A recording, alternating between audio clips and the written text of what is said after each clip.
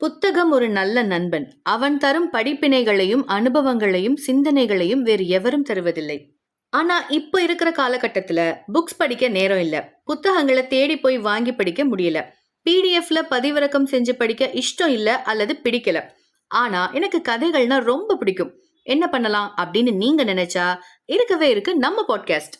தமிழ் இலக்கியம் கடல் மாதிரி. எத்தனையோ பெரிய பெரிய எழுத்தாளர்களும் கவிஞர்களும் தன்னோட மொழி வல்லமையாலும் கற்பனை திறனாலும் தமிழ் இலக்கியத்தை வளர்த்தாங்க.